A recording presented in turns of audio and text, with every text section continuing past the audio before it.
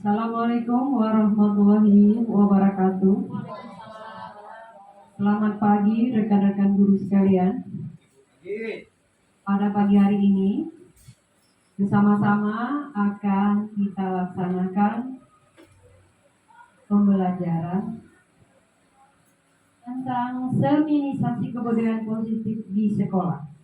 Sebelum acara ini kita mulai, sepatah kata sambutan dari Kepala Sekolah SD Negeri 008 Batang Kota, Ibu Sri Mulyani. Saya persilakan.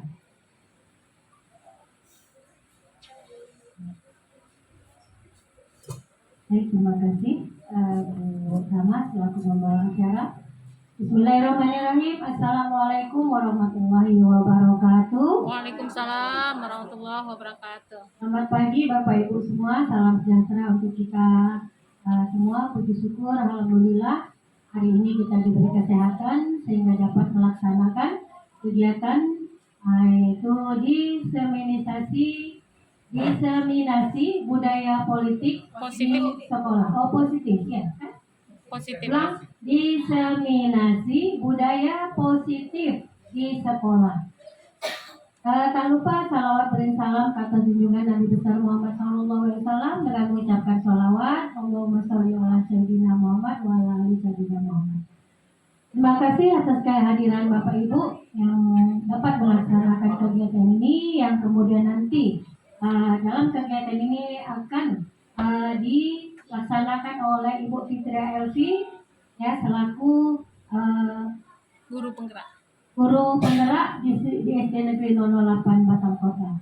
Semoga apa yang nanti disampaikan oleh beliau menjadi ilmu yang positif kepada kita, menambah wawasan kita dan menambah kreativitas kita sebagai guru dalam pembelajaran untuk anak-anak kita. Karena bagaimanapun, karena sesuai dengan perkembangan zaman kita harus mengikuti kegiatan apapun yang menjadi perubahan-perubahan di masa mendatang ini. Mungkin itu saja dari saya. Mudah-mudahan kita dapat melaksanakan kegiatan ini ya, memantau kegiatan ini dan mengikutinya dengan tertib dan dengan penuh seksama. Semoga apa yang disampaikan nanti menjadi keberkahan bagi kita sebagai guru untuk mendidik anak-anak kita. Itu saja dari saya. Terima kasih. Billahi taufiq wal hidayah. Wassalamualaikum warahmatullahi wabarakatuh.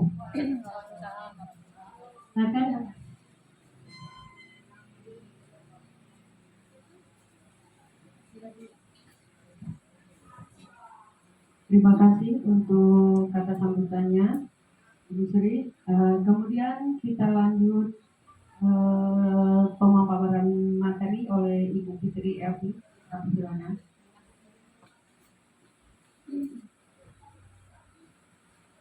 Baik, Assalamualaikum warahmatullahi wabarakatuh. Alhamdulillah, luar biasa ya. Gimana kabarnya Bapak Ibu semua? Nggak tegang kan? Yang ada saya yang jadi tegang. Pertama sekali ucapan terima kasih banyak yang sebanyak-banyaknya kepada Bapak Ibu yang sudah bersedia hadir di sini untuk mendengarkan diseminasi budaya positif di sekolah ini. Nah, pertama sekali alhamdulillahirabbil alamin wassalatu wassalamu ala asrofil anbiya'i wal mursalin wa ala alihi wa ashabihi rasulillahi ajma'in. Pertama dan utama sekali, marilah kita ucapkan puji syukur kehadiran Allah Subhanahu wa taala yang telah memberikan rahmat dan karunia-Nya kepada kita semua sehingga kita dapat berkumpul di ruang guru yang sangat kita banggakan ini. Dan salawat beriring salam tidak lupa pula kita haturkan kepada Nabi besar Muhammad Sallallahu Alaihi Wasallam.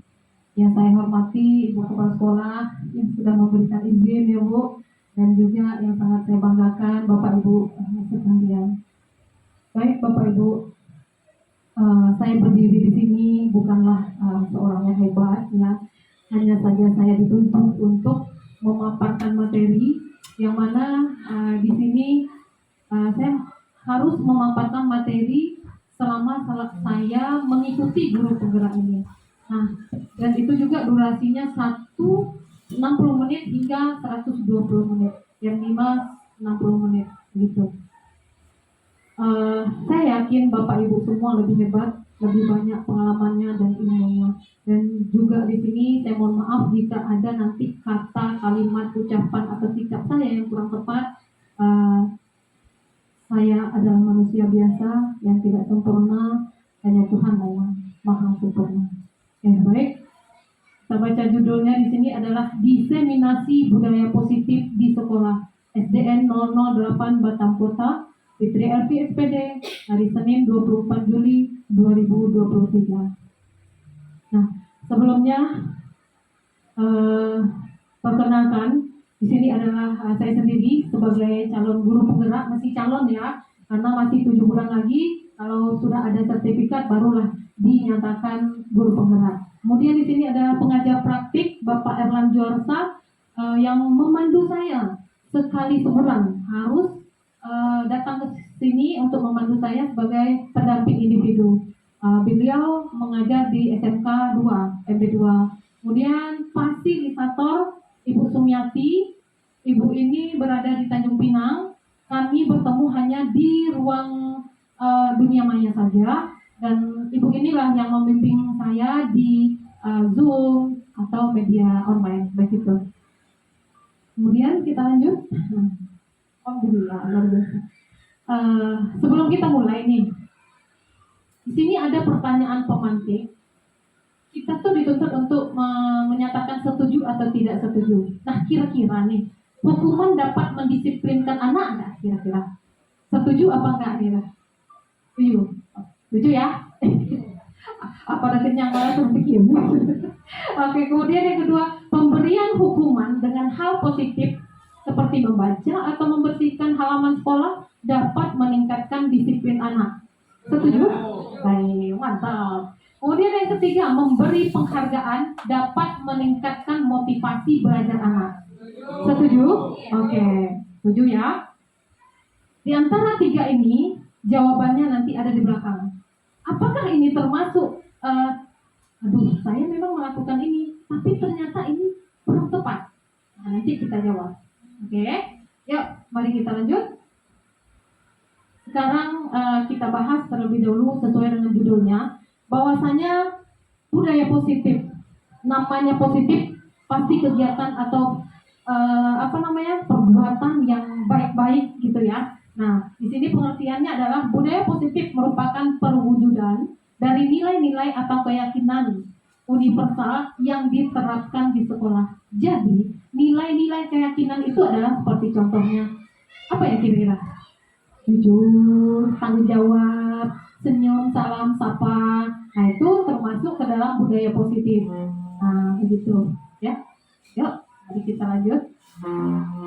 Kemudian, poin yang akan saya bahas hari ini adalah ada 6 poin nih. Yang pertama, nilai kebajikan, motivasi perilaku manusia, kemudian keyakinan kelas, kebutuhan dasar manusia, 5 posisi kontrol, dan segitiga restitusi. Ini menurut saya nih luar biasa ilmunya. Nah, pantasan saya berpikirnya begini, pantasan orang Kemdikbud itu memaksa kami untuk memaparkan kepada Bapak Ibu sekalian. Karena memang setelah saya pikir-pikir ini bagus memang materinya dan harus juga disampaikan kepada warga yang ada di sekolah. Oke, baik. Kita mulai dari nilai kebajikan. Nilai kebajikan. Nah, di sini. Oh ya, oke, baik. Sebelum kita lanjut nih ke poin itu, di sini ada paradigma perubahan. Bahwasanya kita nih masing-masing ya, kita diharapkan atau saya simpulkan ya, kita masing-masing guru atau kita masing-masing yang ada di sini, misalkan Kak Tini sama Ibu ini ada berdua atau Ibu sama yang lain juga boleh. Coba kita genggam tangan kita. Lalu setelah itu misalkan Pak Rahmat berusaha untuk membuka kepalan tangan Ibu atau Ibu Kak Tini berusaha membuka kepalan tangannya dan Ibu atau Bapak yang ada di sini juga dengan cara bujuk rayu, memaksa, rayuan, menyogok, ya, kita disogok dengan uang miliaran atau segala macamnya. Nah, genggaman tangan yang ada di kepalan tangan kita ini berisi sesuatu yang berharga. Misalkan kalau saya sih memikirnya itu lebih ke amanah. Misalkan diberikan kita amanah, kita pegang teguh, apakah itu dibujuk rayu sama teman, dibujuk rayu sama orang lain, apakah kita bisa terpengaruh? Nah, jadi yang kita rasakan, apakah siapa tadi yang mau praktekkan ya? Kak Tini ya? Kak Tini, Ibu tadi buka? Enggak ya? Enggak mau buka? Oh belum. Kenapa Ibu enggak buka? Oh, belum dihargai. Oke, jadi artinya apa? Artinya adalah kita sendirilah yang mengontrol kita. Kita mau baik, kita mau jahat, kita mau apa yang kita mau, kita yang kontrol diri kita. Mau kita disuguh orang, kalau seandainya kita terpengaruh, kalau kita mau dipengaruhi disuguh orang, selesai lah tuh. Jadi yang mengontrol diri kita adalah diri kita sendiri. Nah itulah paradigma dari kepalan tangan tersebut. Kalau saya simpulkan, kita lanjut. Operator. Oke, baik. Nah, di guru penggerak itu yang pertama sekali saya dapatkan adalah filosofi pendidikan Ki Hajar Dewantara. Jadi, Bapak Ki Hajar Dewantara di sini membedakan kata pendidikan dan pengajaran. Nah, jadi Bapak Ki Hajar Dewantara itu memaparkan bahwasanya pendidikan sama pengajaran itu tujuan memahami arti dan tujuan pendidikan. Menurut Ki Hajar Dewantara, pengajaran adalah bagian dari pendidikan. Kalau saya artikan di sini pemahaman saya, mungkin Bapak Ibu yang lebih paham, gak apa-apa kita sering aja nanti. Pendidikan di sini menurut Ki Hajar Dewantara adalah seperti transfer ilmu.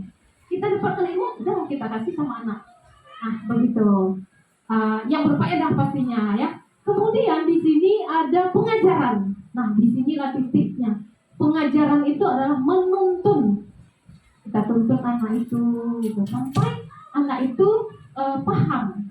Walaupun dia memang yang awalnya dia malas dan lain banyak hal yang bermasalah di anak itu, ya itulah tugas kita sebagai menuntun. Guru adalah menuntun. Nah, ibaratkan padi, nanam padi. Padi itu sebenarnya kan tumbuh, tapi kalau kita mengharapkan padi itu berisi penuh, hasil panennya bagus, ya kita apain? Kita rawat, kasih pupuk, dan lain sebagainya. Nah, itulah kalau yang saya simpulkan pendidikan menurut Ki Hajar Dewantara dan pengajaran. Jadi pengajaran itu juga bagus, bahwasanya kita juga diharapkan untuk menuntun. Lanjut. Oke, lanjut.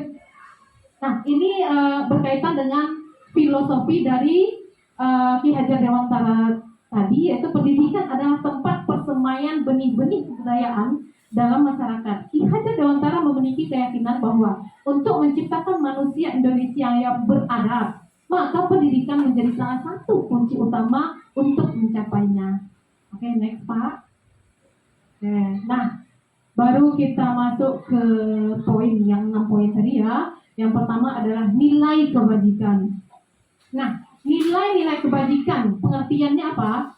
Sifat-sifat positif manusia yang merupakan tujuan mulia yang ingin dicapai setiap individu. Nah, contohnya di sini keadilan, keselamatan, tanggung jawab, dan sampai ke sini. Ya, itulah yang dimaksud dengan nilai kebajikan. Dan diharapkan anak itu mempunyai nilai kebajikan itu. Jangankan anak, kita juga diharapkan mempunyai nilai kebajikan. Oke, lanjut. Nah, ini dia nih. Ini semakin ke atas semakin seru ini. Kalau menurut saya gitu ilmunya. Manusia biasanya berperilaku karena adanya motivasi. Contohnya nih, mohon maaf, saya itu mau mengerjakan administrasi karena takut, ya kan? Nah, ini dia nih, takut hukum sama kepala sekolah. Nah, jadi manusia itu mempunyai 3 motivasi, yaitu takut hukuman dan mendapatkan imbalan. Dia mengharapkan imbalan. Nah, udahlah, aku bantulah dia biar dapat imbalan. Siapa tahu aku dikasih apa gitu. Jadi mendapat hukuman itu masih motivasinya masih di eksternal, di luar. Kemudian juga ini imbalan, mendapatkan imbalan imbalan itu masih motivasinya eksternal, masih di luar. Yang kita harapkan apa? Ini dia, motivasi internal dari dalam diri kita sendiri. Kita nggak mau mendapatkan hukuman atau kita nggak mau mendapatkan imbalan. Nah, jadi kembali lagi menghargai diri kita sendiri. Nah, ini 3 poin motivasinya, yaitu motivasi hukuman, imbalan, dan motivasi internal. Jadi di antara 3 ini menurut saya lebih bagusnya ini. Kita yang dari hati kita lah yang akan kita tampilkan. Misalkan kita bekerja ya udah ikhlas saja dari hati gitu. Mau diimbal dikasih orang alhamdulillah, enggak ya sudah. Nah, atau kita takut karena takut hukuman. Kalau seandainya kita karena takut hukuman, suatu saat pasti tuh pasti ada kejadian bahwasanya benar-benar kita dihukum nantinya. Tapi kalau kita melakukan hal itu dengan motivasi dari internal, insya Allah itu berjalan dengan mulus. Oke, baik kita lanjut Pak. Nah, satu lagi nih, dihukum oleh penghargaan. Bahwa penghargaan berlaku sama dengan hukuman. Dalam arti meminta atau membujuk seseorang melakukan sesuatu untuk memenuhi suatu tujuan tertentu dari orang yang meminta atau membujuk, dorongannya eksternal dan akan ada faktor ketergantungan. Kalau kita hanya takut dihukum, itu masih faktor eksternal. Lalu, kalau kita mendapatkan imbalan, masih juga faktor eksternal. Nah, jadi faktor eksternal tersebut ada dampaknya, ya. Contohnya seperti pengaruh jangka pendek dan jangka panjang. Kemudian penghargaan itu menghukum, lalu penghargaan itu mengurangi ketepatan, lalu tidak efektif. Nah, penghargaan itu bisa merusak hubungan. Nah, mungkin kejadian lah, misalkan anak kelas 1 tuh dia selalu disanjung, dipujuk, pokoknya dihargai lah, dikasih hadiah. Misalkan kelas 1 dia dekat dengan guru yang kelas 1 tuh, tiba-tiba dia udah naik ke kelas 2, dia kan biasa aja sama gurunya itu dinetralin aja. Jadi adanya penghargaan itu akhirnya merusak hubungan antara si anak itu dengan guru gitu. Begitulah kira-kira pemahaman saya nih yang masih pendek ya. Mudah-mudahan semakin banyaknya belajar, semakin banyak ilmunya. Lalu sama dengan ini, dihukum oleh penghargaan itu, bahwasanya penghargaan itu menurunkan kualitas. Nah, kemudian mematikan kreativitas. Nah, terus juga mengurangi motivasi dari dalam. Nah, dia ada hal-hal yang memang agak sedikit pertentangan memang ya. Kenapa? Karena kemarin itu saya Zoom sama Bapak pengawas dari Jawa sana, Zoom. Dia baru tahu bahwasannya penghargaan itu adalah tidak efektif. Kami bilang, wow, selama ini kan itu yang kita lakukan. Misalkan guru berprestasi, kita beri piala sebesar-besar apa gitu kan. Lalu, jangankan Bapak saya sudah tua, udah mau pensiun, baru dapat ilmu. Wow, itu juga penyebutan, ya ini boleh juga nih. Nah, dalam arti apa penghargaan itu di sini disebut dihukum oleh penghargaan. Jadi misalkan nih di kelas, siapa yang bisa kasih uang 5.000? Itu hanya dia ingin mendapatkan hadiah, penghargaan jadinya kan, bukan timbul dari hatinya. Bagaimana caranya kita mengajak anak itu dari hatinya gitu? Gimana caranya? Apa apa ya? Oke, baik kita lanjut Pak. Kembalilah. Makanya merdeka, anak itu dituntut untuk merdeka, guru juga dituntut untuk merdeka. Jadi kita nggak boleh pilih kasih, nggak boleh sayang ini, sayang itu. Oh si ini yang rajin, si ini yang pemalas. Jadi anak tuh kita minta untuk merdeka. Begitu juga dengan guru. Bahwasanya merdeka adalah menurut Ki Hajar Dewantara, merdeka itu artinya tidak hanya terlepas dari perintah, tapi juga kita cakap untuk memerintah diri kita sendiri. Nah, itulah arti kata dari merdeka. Lanjut. Masuk ke modul 1.4.3 yaitu keyakinan kelas. Nah, di sini saya udah praktekkan kemarin ya. Ada 2 hal. Kenapa harus keyakinan kelas atau kenapa harus kenapa keyakinan sekolah atau peraturan sekolah gitu kan? Jadi ada dua hal yang berbeda di sini, bahwasanya keyakinan kelas atau peraturan kelas. Nah, kalau kita dengar aja namanya peraturan, itu kayaknya agak-agak identik dengan hukuman, benar nggak? Nah, jadi di sini contohnya, mengapa kita memiliki peraturan tentang penggunaan helm pada saat mengendarai kendaraan roda 2? Apa alasannya? Ya, kemungkinan jawaban kita adalah untuk keselamatan, kan gitu. Kemudian mengapa kita memiliki peraturan tentang penggunaan masker dan mencuci tangan setiap saat? Ya, untuk kesehatan, kan gitu. Sebenarnya banyak contoh yang lain, hanya saja ini yang saya buatkan contoh.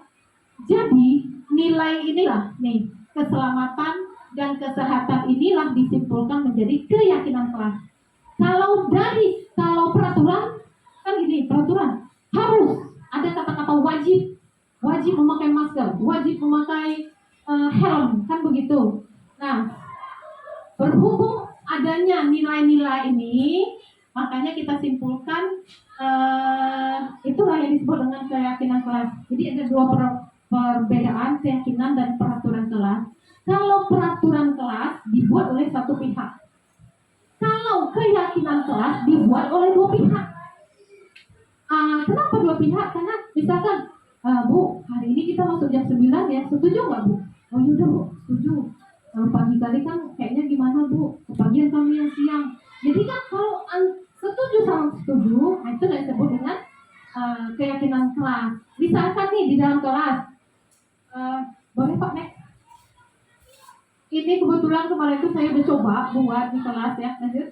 Nah, saya kasih kertas satu sama anak masing-masing anak, kemudian kita proses membuat keyakinan kelas. Bahwasanya Bu, kita tuh belajarnya sesekali belajar di luar ya, oke? Tulis. Nah, jadi begitu juga Bu, harusnya kita ini belajarnya sambil nongkrong lah di bawah pohon, oke?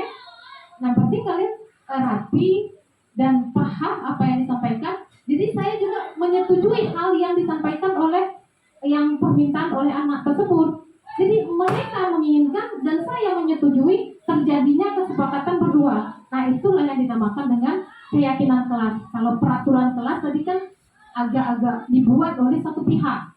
Kalian telat, gak boleh masuk. Itu kan peraturan tersendiri ya, sendiri yang mengatur. Makanya dibuatlah keyakinan kelas. Nah, ini contoh yang sudah saya buat. Beruntung pula lah yang begini. Kalau nggak sampai ilmu saya membuat begini. Nah ya, lanjut. Terus. Oh ya, sebelum kita setelah anak-anak menempelkan, kemudian mereka tanda tangan bahwasanya kalian sudah setuju membuat keyakinan tersebut. Gitu. Nah, di sini ada sedikit contoh. Misalkan kesepakatan kelas, datang tepat waktu, mengucapkan salam, menjaga kebersihan sekolah, dan seterusnya. Kemudian di sini kesepakatan kelasnya, kami guru dan murid saling menyayangi, kami murid yang semangat belajar, kami murid yang peduli dengan teman-teman. Jadi ini lebih ke kata-katanya lebih positif begitu daripada peraturan kelas. Next. Nah, ini lagi nih, kebutuhan dasar manusia. Jadi kenapa ini juga dibahas? Menurut saya nih, seandainya anak itu kekurangan dari satu kebutuhannya, maka itulah yang terjadi. Malas, tidur, ataupun datang telat. Nah, karena kebutuhannya itu tidak tercukupi. Nah, yang pertama kebutuhan dasar manusia di sini adalah kebutuhan untuk bertahan hidup. Misalkan ya makanlah dulu, ya istirahatlah, rumah yang nyaman. Nah, itu dari rumah. Kemudian cinta dan kasih sayang. Murid, manusia pun membutuhkan ini, cinta dan kasih sayang. Kalau ini sudah terlengkapi, tercukupi, nah insya Allah itu sudah mulai tenang. Kemudian lanjut, kebebasan. Manusia itu atau anak-anak itu mempunyai kebebasan, nggak boleh diikat, nggak boleh dipatahkan begitu. Kemudian kesenangan, lalu kekuasaan. Jadi inilah kebutuhan dasar manusia. Ada 5 kebutuhan. Jika lanjut. Nah, Ki Hajar Dewantara dalam satu kutipannya menyatakan, kita ambil contoh perbandingannya dengan hidup tumbuh-tumbuhan. Seorang petani dalam hakikatnya sama kewajibannya dengan seorang pendidik yang menanam padi, misalnya hanya dapat menuntun tumbuh padi, ia dapat memperbaiki kondisi tanah, memelihara tanaman padi, memberi pupuk dan air, membasmi ulat-ulat jamur yang mengganggu hidup tanaman padi, dan lain sebagainya. Lanjut, ini ada kaitannya dengan yang saya sampaikan tadi. Nah, ini dia nih. Dr. William Glasser, seorang psikiater dari Amerika, menyatakan bahwa seluruh tindakan manusia memiliki tujuan tertentu. Iya, kalau dipikir-pikir, yaitu memenuhi kebutuhan dasarnya. Nah, ketika kelima kebutuhan dasar telah terpenuhi secara memadai, maka murid akan tumbuh seimbang dan bahagia. Sebaliknya, ketika kebutuhan dasar tidak terpenuhi dengan baik, maka seseorang akan mengalami emosi negatif. Contohnya, bosan, kecewa, sedih, bahkan mereka dapat melakukan perbuatan yang bertentangan dengan nilai-nilai kebajikan atau melanggar peraturan. Dengan kata lain, perilaku buruk seseorang biasanya adalah respon dari kebutuhan yang tidak terpenuhi. Namun mereka tidak tahu cara menyampaikannya. Udah kebayang nggak ya maknanya ya? Oke, baik kita lanjut. Seterusnya, nah, jika murid tidak mendapatkan kebutuhan dasar, bagaimana belajar dengan fokus dan baik? Jadi kita memang sekurang-kurangnya kita berusaha untuk mencukupi kebutuhan dasar anak tersebut. Nah, sebagai guru kita harus menerima murid dengan apa adanya sesuai kodratnya, karena setiap murid adalah unik. Mereka mempunyai kekuatannya masing-masing. Guru harus bisa menciptakan kesempatan untuk murid berkolaborasi dengan dan memiliki ikatan emosi satu sama lain. Walaupun anak itu mempunyai kekurangan, mungkin cara kita berbeda, karena setiap anak itu adalah unik dan karakter yang berbeda-beda. Sebenarnya tadi ada videonya, cuman takut kelamaan, bosan ibu-ibunya. Kita jadi sini masih di dalam kebutuhan dasar. Murid harus diberi kesempatan membuat pilihan dan bertanggung jawab atas pilihannya. Jadi kita berikan kesempatan untuk membuat pilihan. Kemudian memberi mereka kebebasan bukan berarti membiarkan mereka melakukan apa saja yang mereka mau, melainkan lebih memberi mereka kesempatan untuk membuat pilihan, menyuarakan pendapat dengan percaya diri, dan memberi kesempatan untuk mencoba hal-hal baru. Jadi memang kita diharapkan juga untuk memberikan kebebasan kepada anak didik kita. Oke, lanjut. Ini dia nih. Ini yang kita tonton tadi nih. Posisi kontrol. Jadi di sini ada 5 posisi kontrol. Yang pertama posisi hukuman. Yang kedua posisi pembuat merasa bersalah. Posisi teman, posisi pemantau atau monitor. Yang terakhir posisi manajer. Nah, di sini ada link YouTube-nya. Coba kita buka. Next aja. Next. Nah, ini posisi penghukum.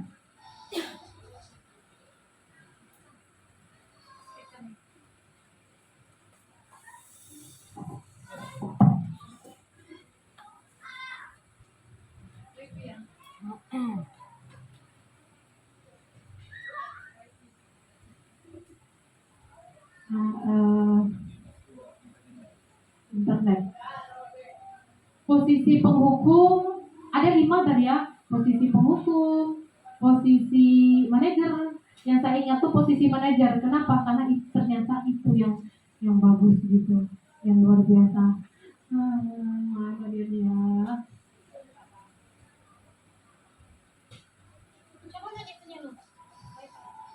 Posisi penghukum.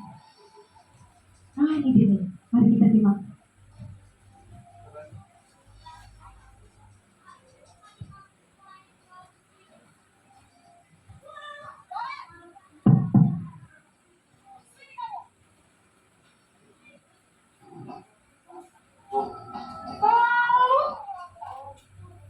Kamu deh,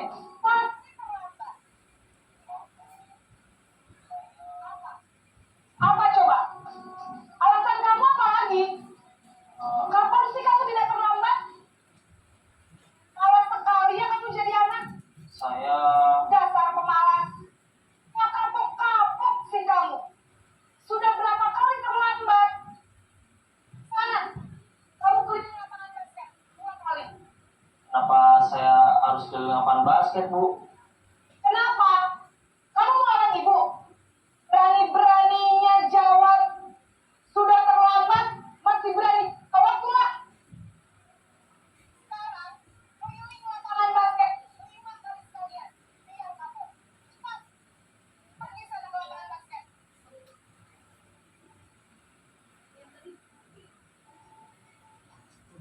dilanjutkan sedikit yang terakhir tadi. Jadi ada posisi penghukum tadi, dia ada dampaknya. Mana dia, Pak? Yang terakhir tadi.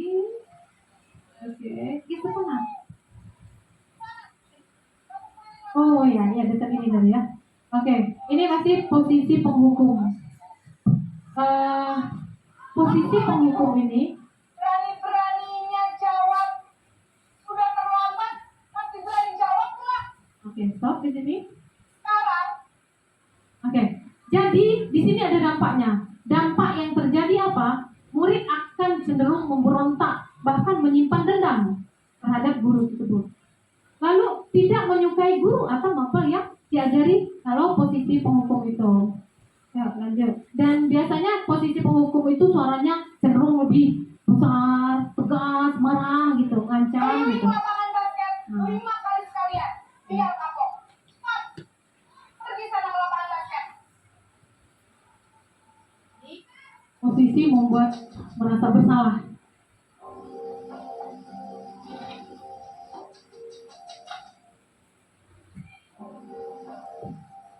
Naren,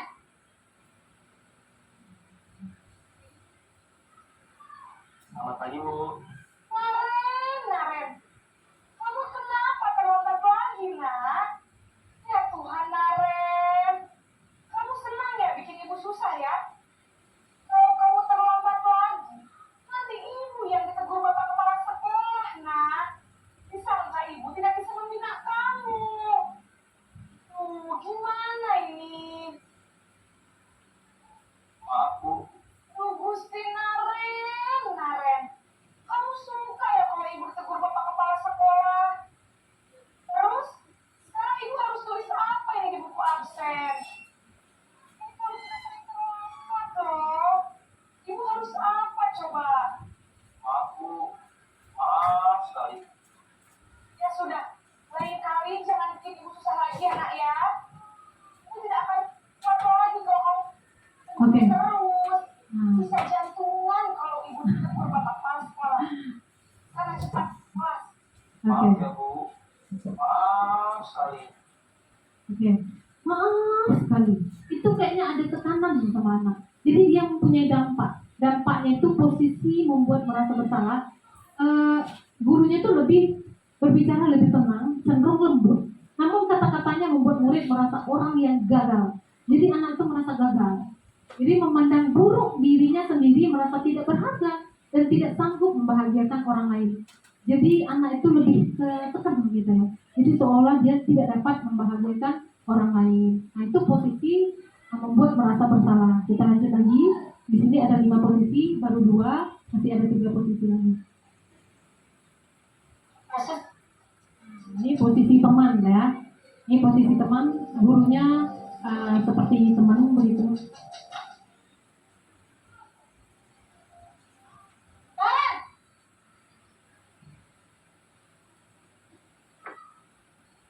Selamat pagi, Bu. Wah, sudah jam berapa ini, nak? Terlambat lagi ya, sayang. Iya, Bu. Habis saya lupa bangunkan saya, Bu. Kamu malah menyalahkan ibu kamu. Kamu bukannya anak yang larinya paling kencang. Kok terlambat sih? Iya, Bu. Saya memang terlambat bangun tadi. Jadi, walaupun saya lari kencang, tetap nggak kesenjar, Bu. Ya sudah, sayang. Nanti lain kali larinya lebih kencang lagi ya. Biar gak terlambat lagi. Bikin senang ibu. Demi ibu. Bisa kan? Salah, Bu. Oke, ini biasanya guru itu cenderung suaranya akan ramah, cenderung bersenda gurau. Murid akan merasa senang, aman, dan akrab dengan guru. Identitas yang tercipta adalah identitas sukses atau berhasil. Namun perlu diingat karena ini masih dorongan eksternal. Nah, dampaknya itu murid akan tergantung kepada satu orang tertentu. Kemudian murid tidak mandiri dan tidak bisa berpikir untuk diri sendiri. Jika di lain waktu murid bisa berubah perilakunya. Misalkan sama guru ini dia baik sangat, karena dia dekat, bersenda gurau seperti yang di sini tadi. Kemudian sama guru lain dia biasa aja gitu. Jadi ini perilaku berlaku baik, namun hanya kepada orang tertentu saja, begitu kira-kira. Saya yakin saya sendiri juga pernah berlaku ini. Jadi, semua ya. Tapi inilah ilmu. Saya juga baru dapat. Oke, mari kita lanjut. Satu Ya lagi. sudah sama ke sekolah. Ibu beresin urusan absen kamu. Kamu ini beres saja. Ini posisi pemantau atau monitor.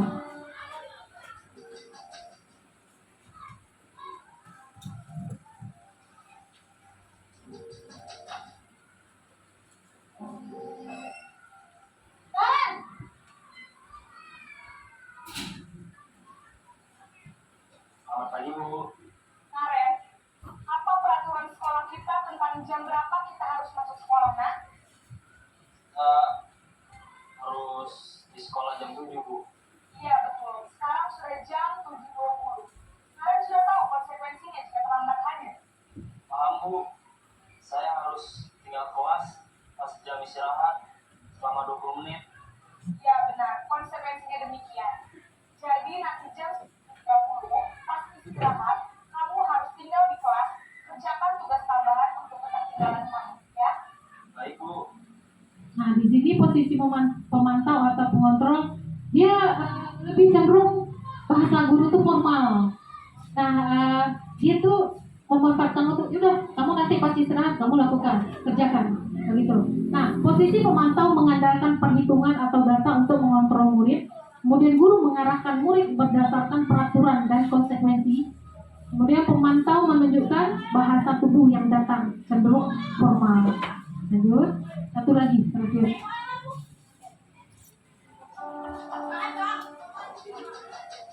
Posisi manajer juga. Nah, ini mohon diperhatikan baik-baik ini.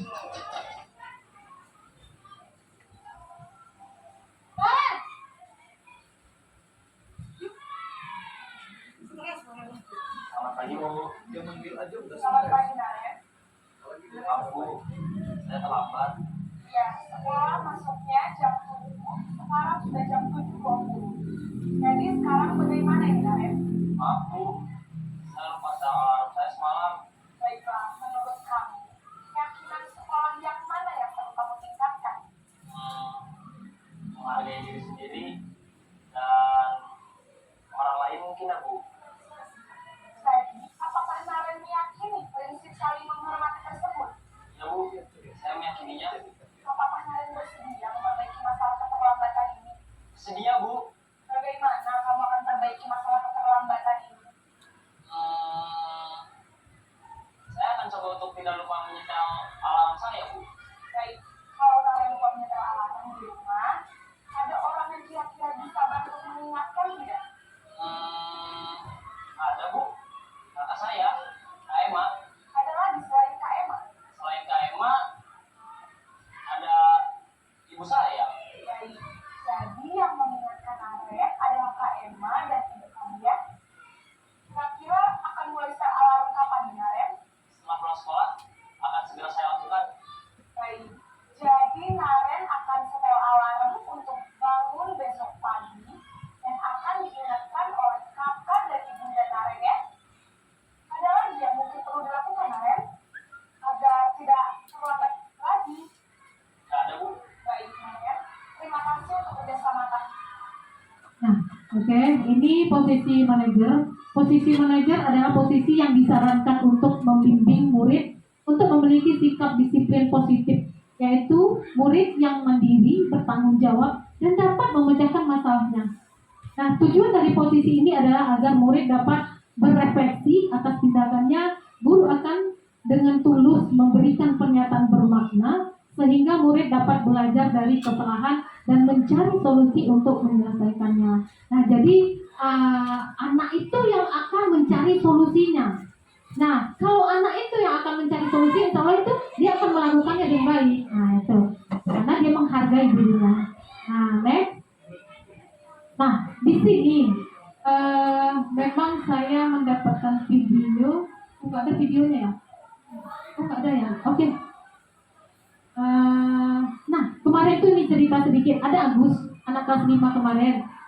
Anak Kak Indah ya? Ya, Agus. Oh iya, Agus itu kan dia suka tidur tuh. Kan kebetulan pas saya mencari materi, ini ya, ini. Dia tidur. Jadi ke video kan gitu. Nah,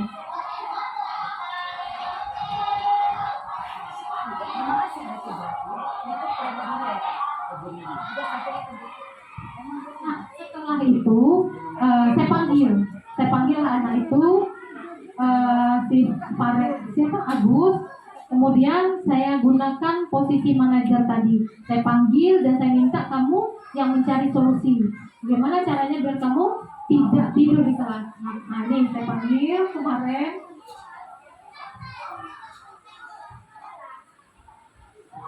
Nah, saya panggil kenapa menggunakan segitiga institusi itu?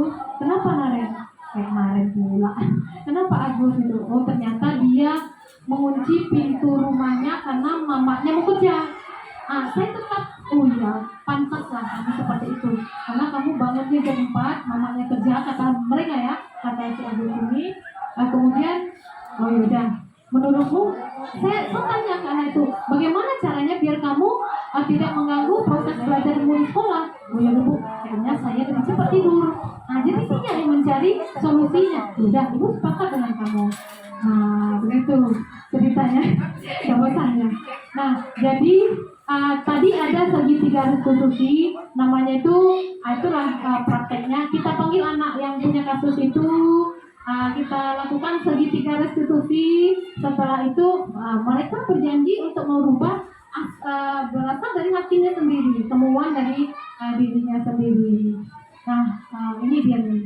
Yang pertama sekali menstabilkan identitas. Kita tanya dulu, dia bercerita.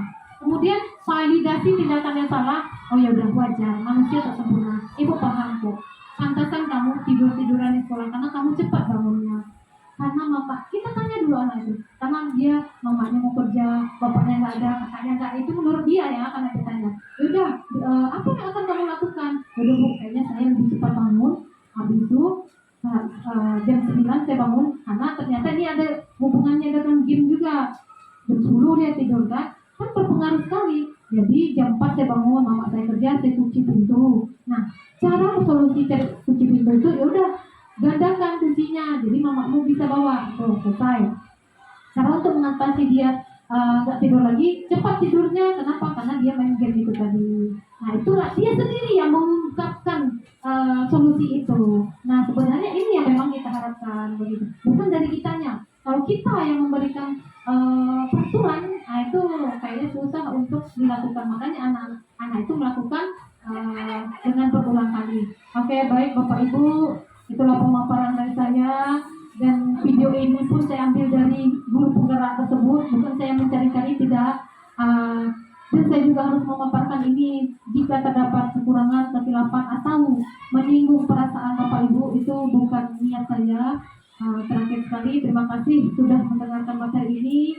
Semoga dari sekian materi itu ada yang nyangkut dan dapat kita terapkan di sekolah kita ini.